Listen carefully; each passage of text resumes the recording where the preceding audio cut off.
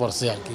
আর একটা জিনিস কি, ভাবের কোনো স্থান আমাদের ইন্ডাস্ট্রিতে নাই। আমরা দেখছি কোটি কোটি টাকা মার্সিডিস গাড়ি লিয়ে আপনার এফডিসিতে ঢুকছে, এই যে পজ পিন্দা বাইরেছে, কিছু মানুষ হলে পজ পিন্দা ঢুকছে আপনার মার্সিডিস গাড়ি লিয়ে বাইরেছে। এটা গরম জায়গা, গরম জায়গা, বাবের জায়গা এটা না। অনেক মানুষ, অনেক হিরোরা ভাব নেয়, ওই ভাবের কারণে আউট হয়ে গেছে, অল আউট। হিরোর লগে কিন্তু আমি অভিনয় করছি, কোন হিরোর লগে আমি অভিনয় করি না, সবার সাথেই কাজ করছি। আমি দেখছি এক একজনের এক এক ভাব।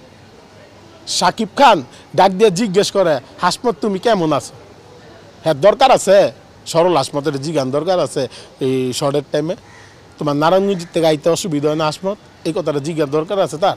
অনেক মানুষ তো অনেকভাবে ভাব নিয়ে কথা বলে রে ভাই, কিন্তু সাকিব ভাই কিন্তু মোহাব্বত করে ডাক্তার দেয় ভাই, ডাক্তার দেয়। সবাই তো ডাক্তার দেয় না, কিন্তু সাকিব ভাই এটা জিজ্ঞেস করে যে হাসমত তোমার নারায়ণগঞ্জের থেকে আসতে যেতে কষ্ট হয় না? এরকম কথা বলে সে। আমার খুব, তারা ছবি পাইতেছে না কেন এটা আমি জানি না ভাই। পাপ্পি কী আছে, আমি কই আছে জানি না আমি। তো যারা নাকি আপনি টেলিভিশন মাগনা দেখতে পারে তাদেরকে টাকা দিয়ে কেন হলে গিয়ে দেখবো ভাই? এটা আপনার এই প্রশ্নটার উত্তরটা আপনি খুলে নেন।